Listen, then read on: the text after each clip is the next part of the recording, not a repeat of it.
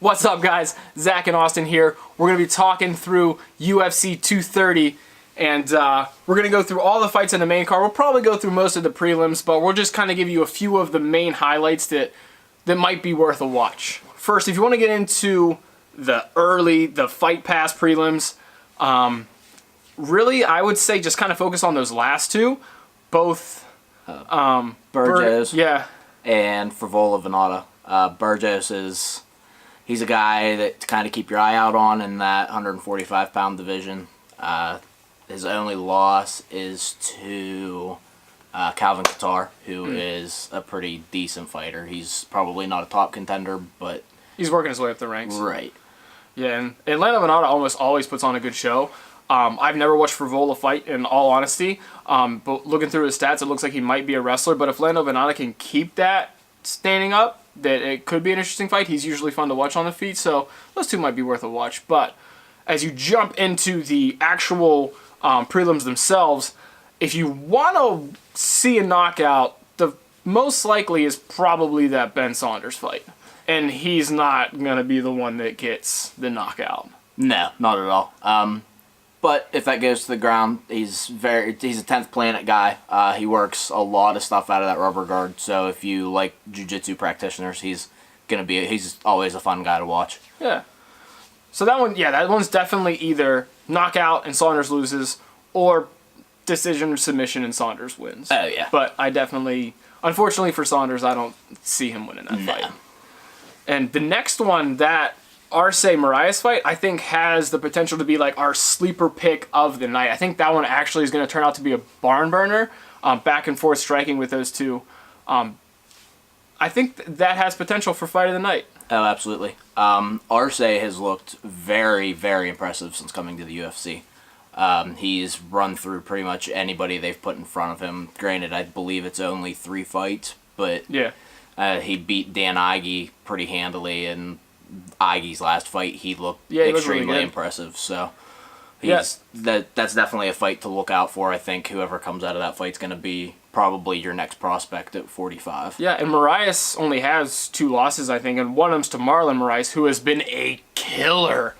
And the other one is his first UFC fight was against Zabit, which is just a rough fight to have to get welcomed into the UFC. But regardless, I think those 2 guys are going to put on a really good show. As for the next fight, now I'm going to go into a little bit of a rant here on this one with Sijara and Modafferi. So this fight has already happened. It was an exhibition match, so it was only 2 rounds on Tough, I believe. I don't know if it got extended to 3 rounds. It may have. Regardless, they fought on Tough. Sarge won. I think she won pretty convincingly from what I remember of that season of Tough. And so Sijara was supposed to fight Nico Montano for the 125 belt, but she never even made it through the weight cut to the octagon. And so then back and forth between what was supposed to happen so Valentina and Joanna are supposed to fight, 231. Yep. And then all this shit happens crazy on the card that we don't know who the main event's going to be, so then they make Sijara and Valentina, which in my opinion, for a Madison Square Garden card, compared to the last 2 MSG cards they've put on, to headline with Sijara versus Valentina, that's a rough fight to sell. Would have been a hard That's a sell. tough fight to sell. Valentina's got a decent fan base, great fighter. Sijara isn't all that well known. Joe Rogan on his podcast admits that he's the commentator for the UFC and he didn't know who she was. She's only got, I think, 1 fight inside the UFC. Yeah, and it was just recently. Yeah. I can't remember her name, but Laura Murphy? Yeah, Laura Murphy. Yeah, she was also on Tough. So she talked all that crap about, if you saw the tweets back and forth about her deserving that title fight and everything. Very tough sell. And not only that, but thankfully they moved Valentina back to fighting Joanna on 231. And they put Sarge on this undercard fighting Modafferi again. But she still didn't make weight. Can you imagine had they actually made her a main event or a co-main for a title against Valentina and she didn't make weight? I mean, I don't know how you're going to talk all that trash about deserving, this is my livelihood, all this stuff, blah, blah, blah. And then when it comes down to it, you still don't make weight. Yeah. I don't know. It just, It's a bad look regardless. I think that had she fought Valentina, Valentina's running through her. Yeah, I think Valentina beats her, but regardless, she's fighting Modafferi. That's who she's fighting. I think she wins. Again, I think she... Yeah. I mean, she beat her on tough. I think she'll get her out of there within 2 rounds, in my personal opinion. But unless she, like, really dominates that fight and knocks her out hard, it's a really tough sell on her to get an actual title shot at 125, winner of Valentina and Joanna. So we'll see. But also, speaking of tough roads, Knight is 0-3 in his last 3 fights, and so this might be a must-win for him. It's been a tough go. He was up and coming. He was sniffing around that title picture. Ran into Lamas. Yeah. Lamas rocked him completely, just dominated him for 4 minutes or however long that fight lasted. He comes back, fights some guy. Gabriel Benitez or something like that. Something along those lines. Basically came off as a hand-picked opponent to try and get him back in the win column. Looked awful. By far the worst I've ever seen him. No bueno. Yeah. I think that knockout really got into his head, and then came back and fought Amir Khani towards the beginning of the year. Was a fairly competitive fight. Didn't go his way, though. Yeah, that was a split decision loss. It could have gone either way. I think when I'm thinking back to that fight, I think that one was a very close decision. I think I remember Jason Knight walking out of that octagon kind of upset that he didn't win that fight. Yeah. But yeah, that one could have gone either way. I don't think by any means Knight got robbed. Regardless of all of that, he's always a fun fighter to watch. Yeah. Especially if he starts tagging you up, he'll start he'll start talking smack. Yeah. Very similar to a Diaz in that fashion. He's a volume striker. He's gonna talk smack if he's tagging you up. He's gonna move forward through your punches. Yep. Yeah. And he's got some seriously slick jiu-jitsu. So I believe Rinaldi's a little bit more of a wrestler. Knight has a bad habit of getting controlled on the ground. Yeah. He'll give up position because he's so confident in his jiu-jitsu. So that could be his downfall in this fight. But I'm not real familiar with Rinaldi, so I don't know what his submission defense looks like. He very easily could leave a ton of openings that Knight could come away with. That also could be a fight of the night just based off of Knight's fight style. Yeah, right. He's a very exciting... He's an action fighter, basically. Yeah, that one's going to be kind of similar to how Venata's is based on if he can keep Frivola off the ground. Like, if the same thing's going to be with Knight. Depending on how Rinaldi fights, that fight could be awesome, or it could be... a snoozer. But now, we're moving on to the main card. And first off, I don't understand how Adesanya and Brunson are... I mean... They're first, but then the fight after them with a guy who's coming off the Contender Series, and Marshman who hasn't fought in over a year. Yeah, so I don't know if they're like trying to be like buy the pay-per-view early, that way you can see Adesanya fight Brunson, or they're going that WWE style, get you in there early, see an action fight, and then they got to give you that little bit of break in there to recover for the last 3 fights. Look pretty solid. And, so yeah, Brunson and Adesanya I think is going to be a really good fight. I am really big on Adesanya right now. I love my strikers, my kickboxers, and so of those last few fights, he's looked pretty good in. His takedown defense was pretty good against Tavares, and I think, obviously, when the fight is just standing up, he's going to be a tough guy to be able to go toe-to-toe with when you're just exchanging strikes the whole time, and I'm hoping that's what he and Brunson do. Now, Brunson's probably going to have a lot more power, because Adesanya isn't one of those really big 185ers. He's just long and lean, and he's going to pick you apart with multiple shots. But that is a fight. I'm picking Adesanya to win that fight. I think it's either a third-round TKO or a third-round decision. I don't know if he's going to knock out Brunson. That'd be cool. But that's how I see that fight going, at least, is Adesanya just slowly picking him apart and just getting the better of the striking throughout the 3 rounds. Yeah, I agree. I have Adesanya. He's a fun guy to watch. Brunson has a really bad habit. He's a wrestler, he's got real heavy hands, but when he rushes forward, he likes to overextend himself and leave his chin hanging out. You can go back and you watch the fights with Whitaker. He did it. The fight with Jacare, he did it. Yeah. And if he does that against Adesanya, he's gonna be in trouble. Yeah.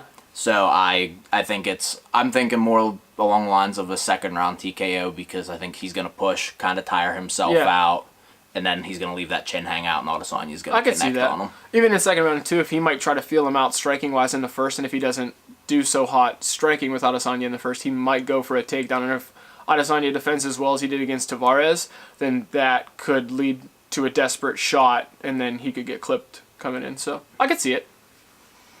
Yeah, but that one's definitely, in my opinion, I think that's the third most interesting fight on the main card. I think on the main card, I think that's probably going to be your most exciting fight. Most exciting, yeah. And in terms of like where I thought that should be laid out on the card, I think that should be right before Jacare and Weidman. Agreed.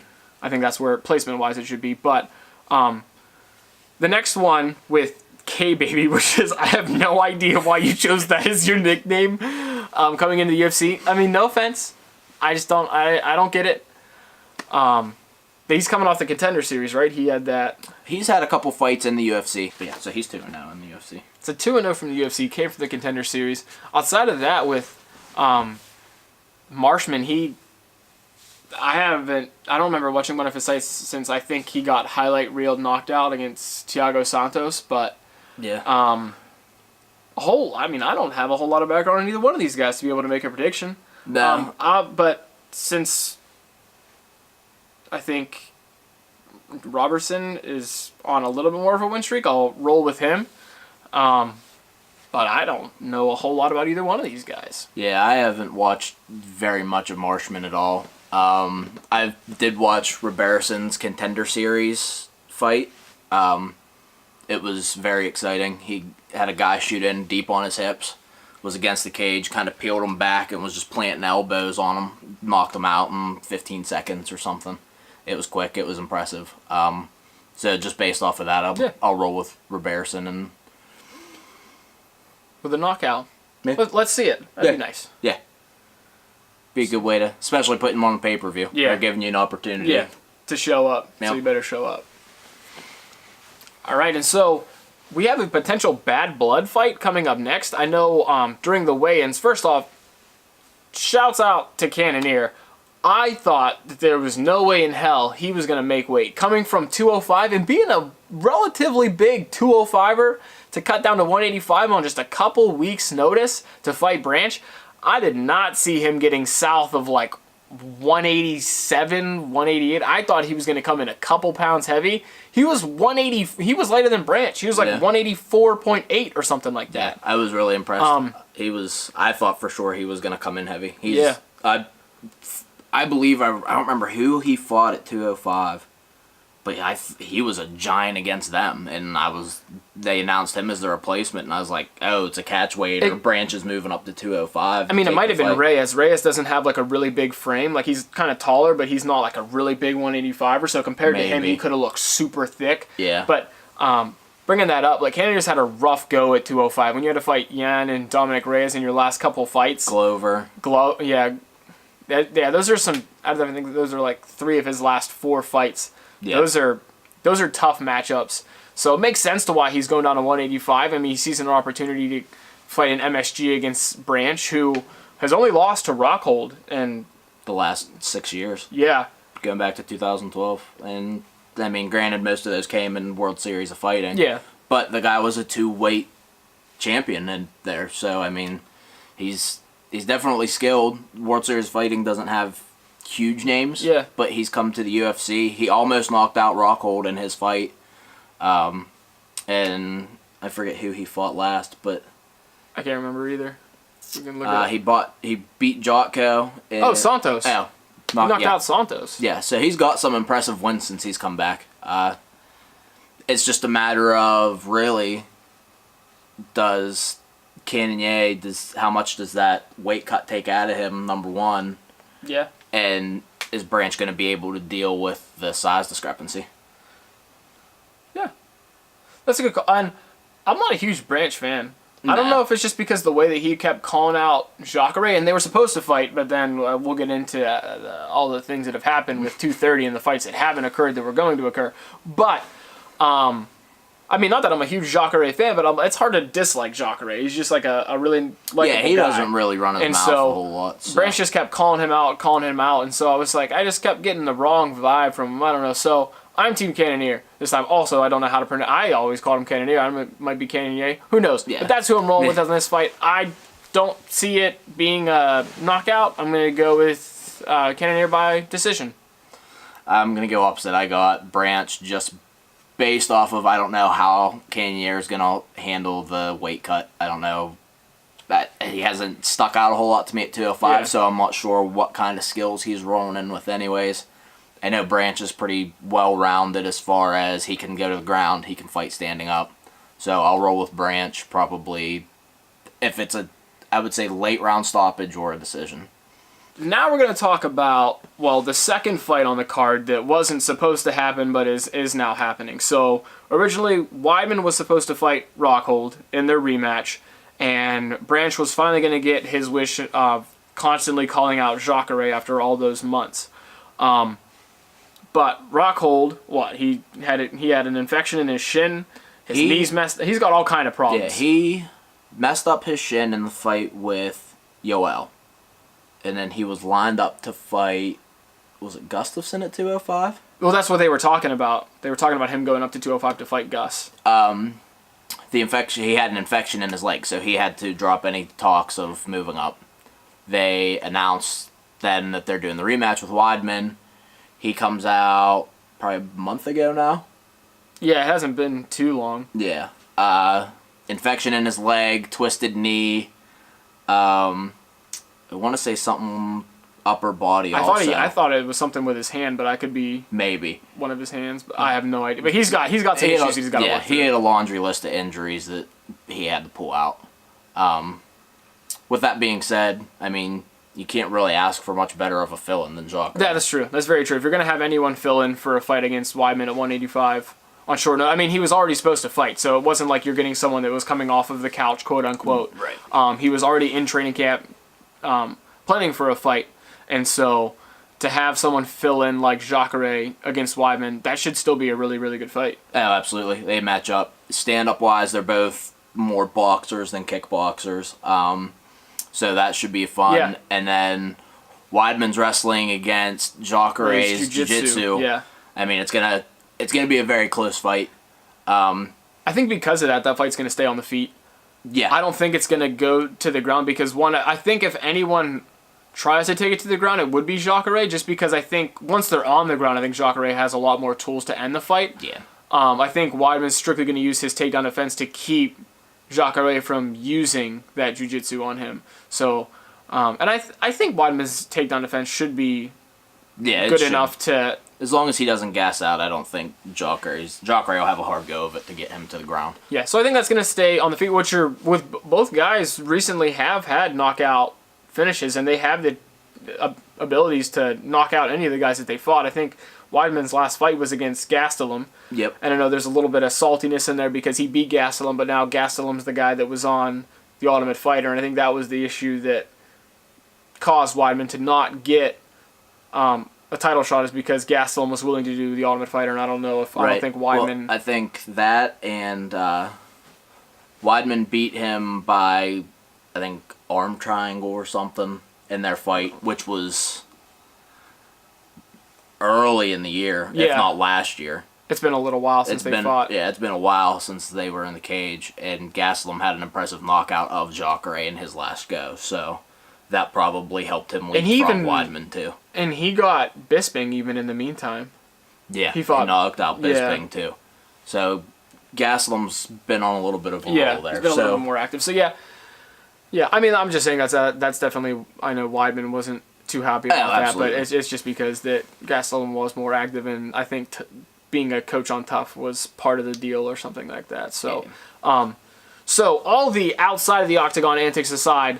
I think Weidman comes back into form in this fight. Not that but I mean, he hit a little bit of a slump after that loss to Rockhold. And so I think that in his home state, getting to fight in New York. I think that he's really going to seize the moment. I see Weidman winning this, but I think it's going to be by decision. There's always a chance that any of those guys get knocked out, but for some reason I think this is going to be a really good back and forth fight. Yeah, I go at Weidman also. I think he is extremely motivated after getting skipped over for that title shot. It's in his home state, which he has fought in New York multiple times now, so I don't think the home field advantage pressure is going to get to him again.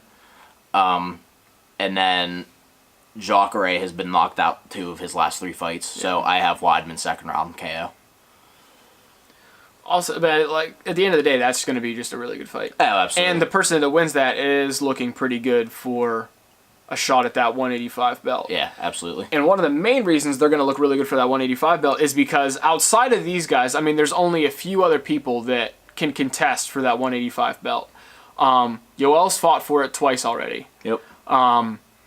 But speaking of Yoel, he was originally supposed to fight Paulo Costa on this fight, and that fight, hopefully they still make it, because that is insane. Oh, absolutely. That's one of those fights you hope that they just go in and rock 'em, sock 'em robots. That is a fight. When you look at both of those guys, if you didn't know what weight division they were in, you would easily think that they were 205ers and weighing in, stepping into the cage at 225. Oh, easily. Both of those guys are massive, and Yoel has a chance to knock out anyone. A lot of his fight, we were in Chicago when he fought Whitaker in that second fight, and we're on the edge of our seats watching that because knowing that anytime Yoel connects, he can put you to sleep. Oh, absolutely. And I'm a huge Uriah Hall fan, so watching Costa just annihilate him, that was a little bit tough for me to see, but he definitely shows a lot of promise on what he's going to be capable of doing in that 185 division. And so if they can make that fight in the somewhat near future, if they can both get healthy and make that fight,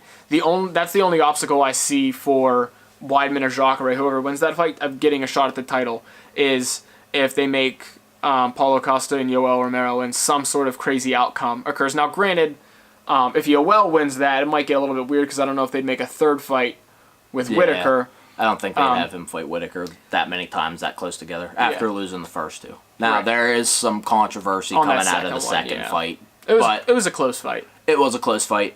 I think that part of the thing that hurt Yoel was he came in heavy. And I mean, that's not supposed to factor into a decision, but who's to say it didn't? Other than that, though, Weidman,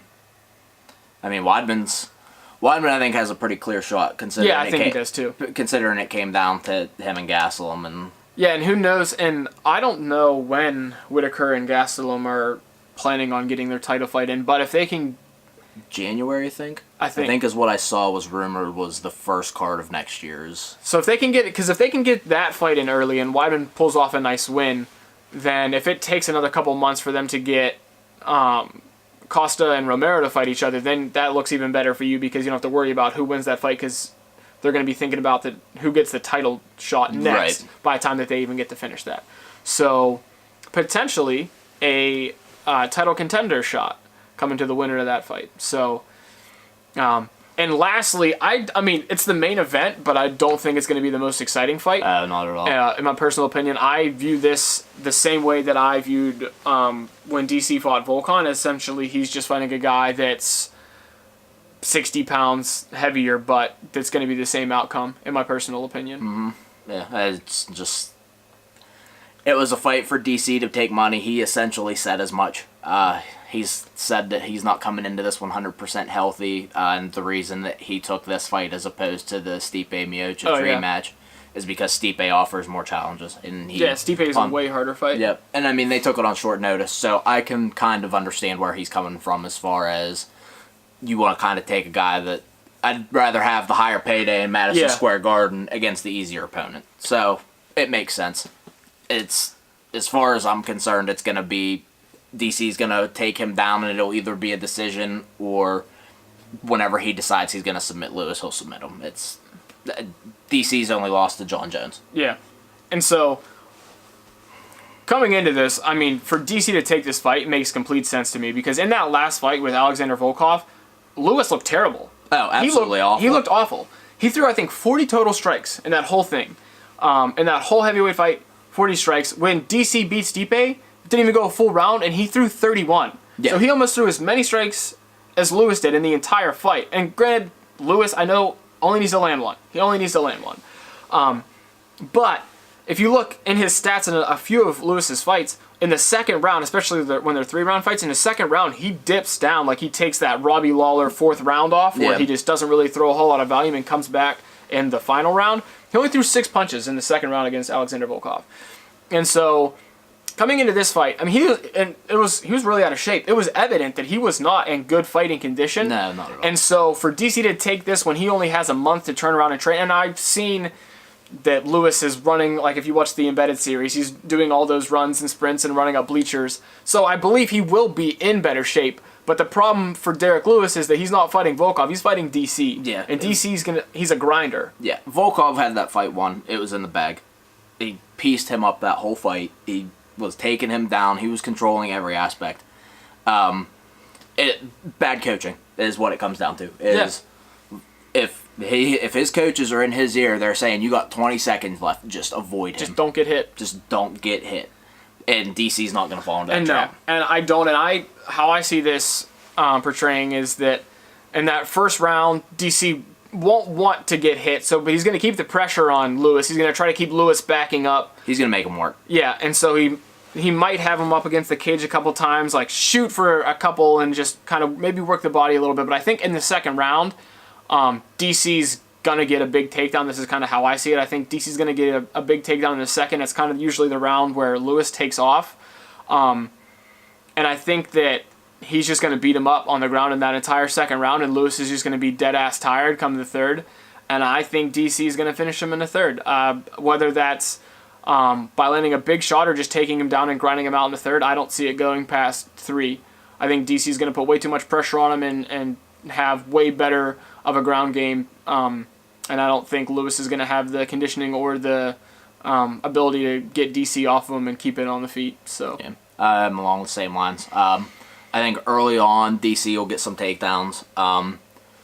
Lewis has shown the ability to just power his way back to his feet, but with DC, he's just going to keep taking him down and keep making him work, and he'll be done. He will be too tired come the third round to continue to do that.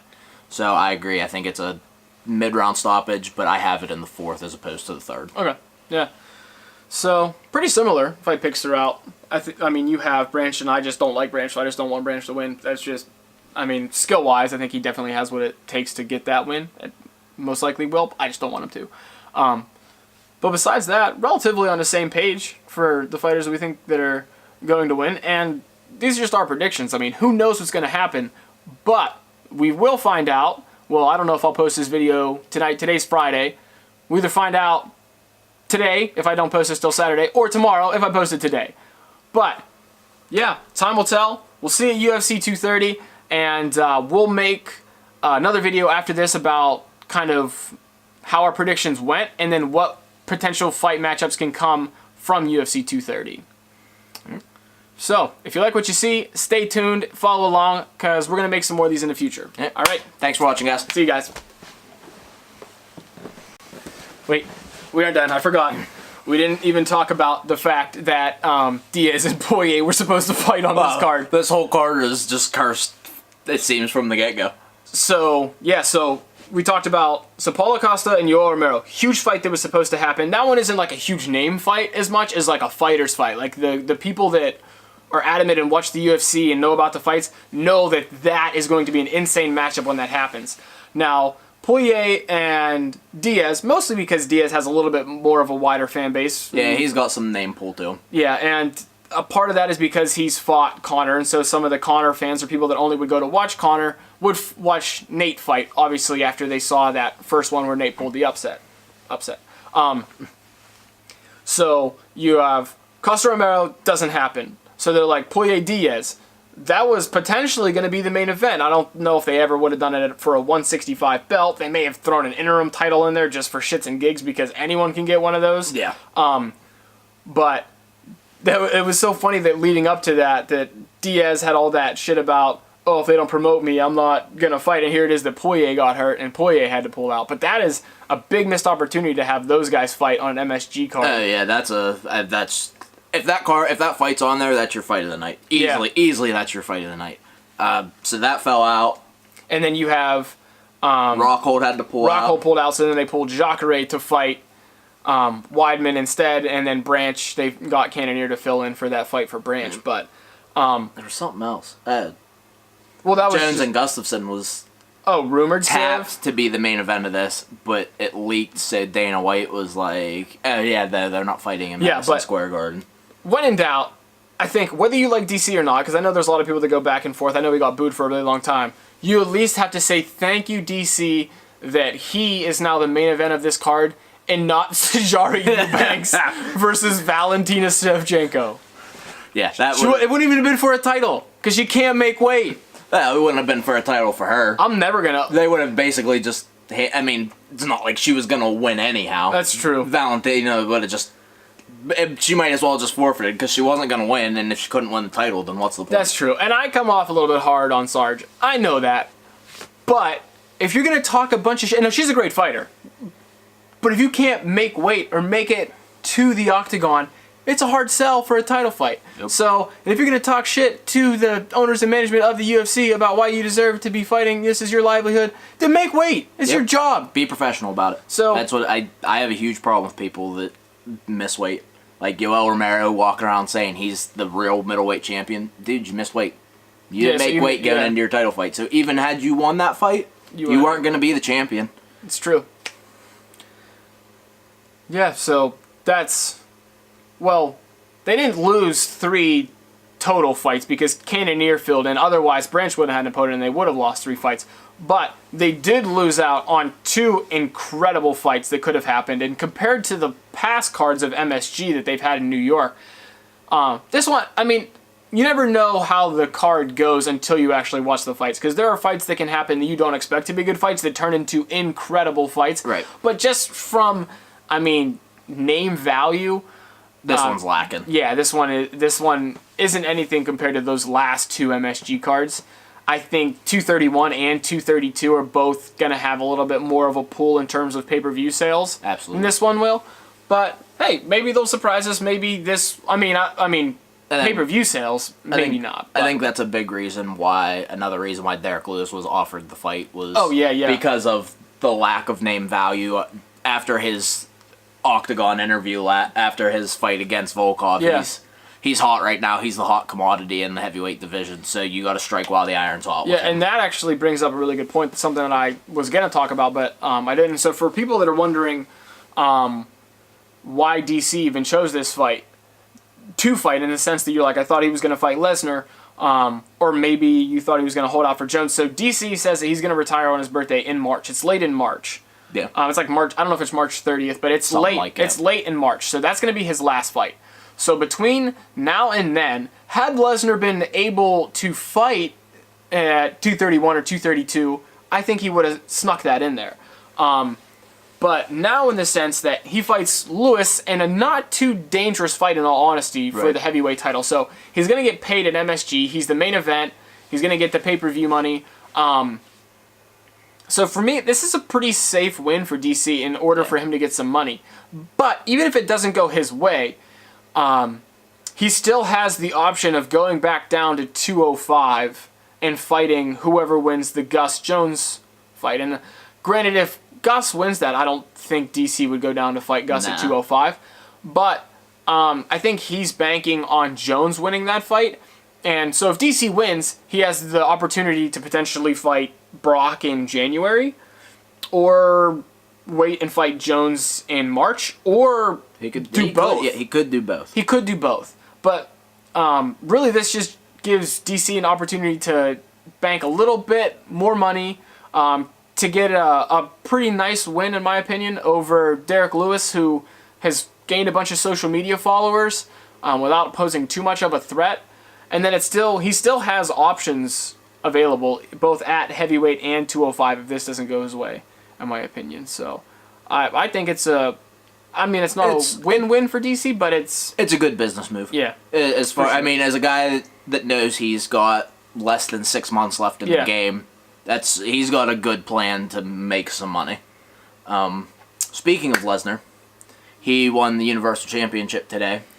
For all of my WWE fans that think Vince sucks, I agree 100% wholeheartedly. I know this is an MMA video, but who knows if they try to suck that into him being a WWE champion going into a UFC title fight. Maybe. The only thing I can comment on Brock recently, I don't watch WWE, but he looks awful. Oh, he's so small. USADA sucks the life out of him. Yeah, I looked at him today. Huge difference. He's definitely clean now. Or he's not juicing as much as he. Don't get me wrong. He's still a big guy. Oh, yeah. Brock's naturally just a massive guy, but when you compare... You look at him at WrestleMania compared to now, and it's like, are you sick again? Yeah. No bueno for Brock.